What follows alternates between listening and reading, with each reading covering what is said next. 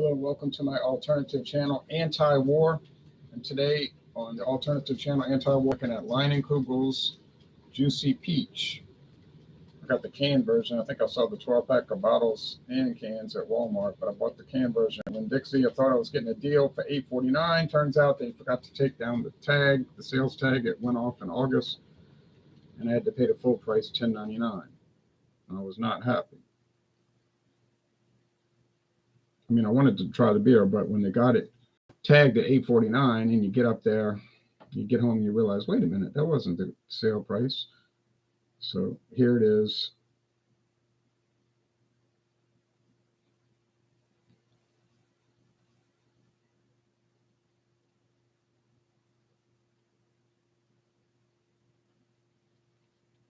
Try to get the focus.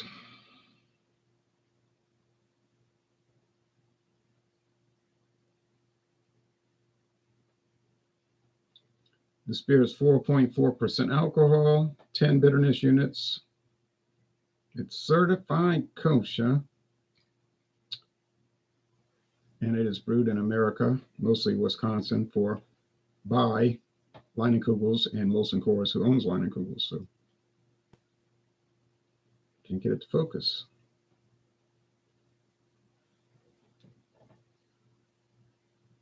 It contains barley malt, corn syrup, wheat, peach juice,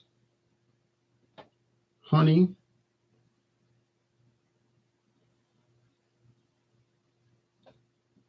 and it's got no Indian head. It's got the Chippewa Falls. I used to have the Indian girl, on the can. There's a Leinenkugel's original. I bought that on a road trip years ago, but I guess they decided First Nations person wasn't good enough for their cans,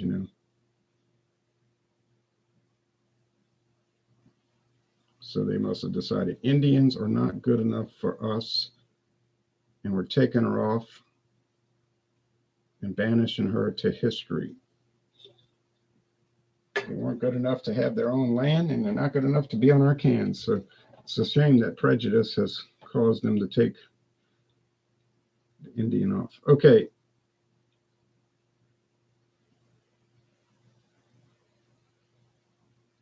And then this one does not want to focus.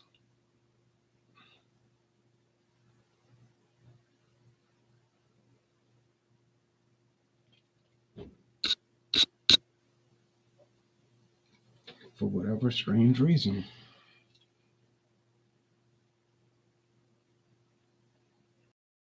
Now it focuses when it's got glare. So there's the can.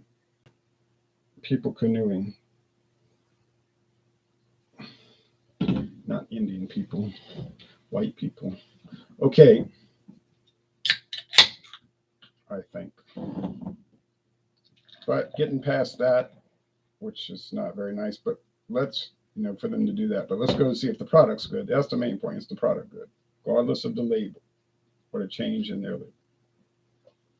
It's a thick, somewhat off-white head, and there's a hazy yellow appearance. Maybe a slight orange, but I say just yellow with some sediment for sure. Smells a little peachy, but mostly wheaty and barley-ish, multigrain. Corn, barley, and wheat.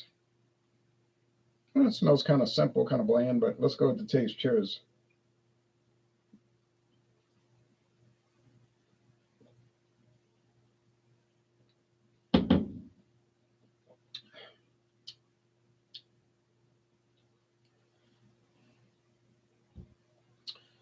You want a beer with peach juice in it? You got it.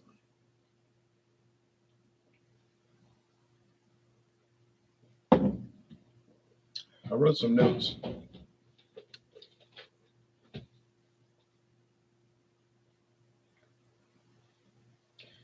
Beer Advocate gives it an 84. Good. They say it's a good beer.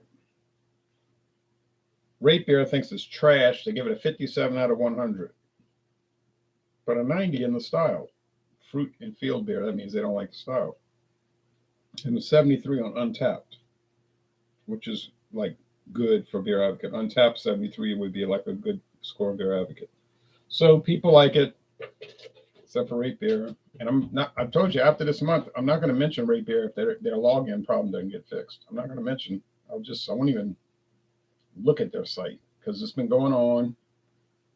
It happened before. They said they corrected the problem and it's happening again. And I'm not using some backdoor way to sign on either. They let you log in normally.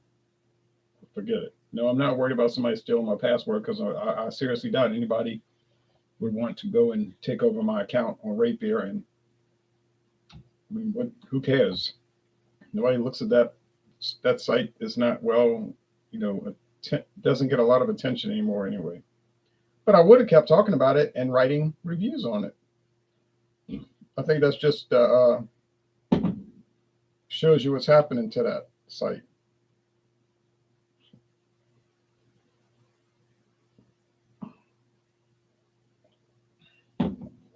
Medium bodied,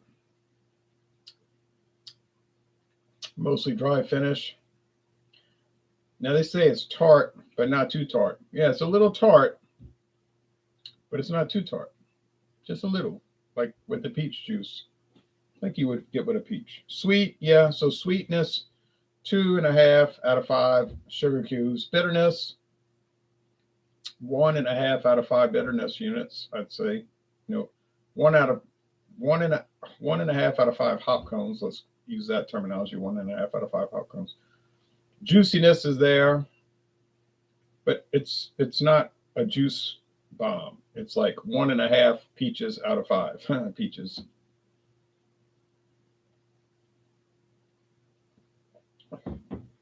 Juicy, yeah. Makes sense. They're using juice from concentrate. Nice lacing. 4.5%, 4.4%. Won't get inebriated on this. It's one tick higher than Busch beer, which is 4.3. Guess I'd rather drink this over Busch beer, but Busch beer is a lot cheaper, You get a 12-pack of Busch bottles or cans for $10.99, maybe $11.99. This was $10.99 for a 6-pack. Well, it's a one-time thing. I'm not buying it again. Now, yes, I'm going to sit down in front of the video camera, do a recorded video, probably in the backyard, maybe in a couple of days, and then I'll post it on the main channel. Okay, so this Louisiana beer review is going on the anti-war channel. But how would I score this product?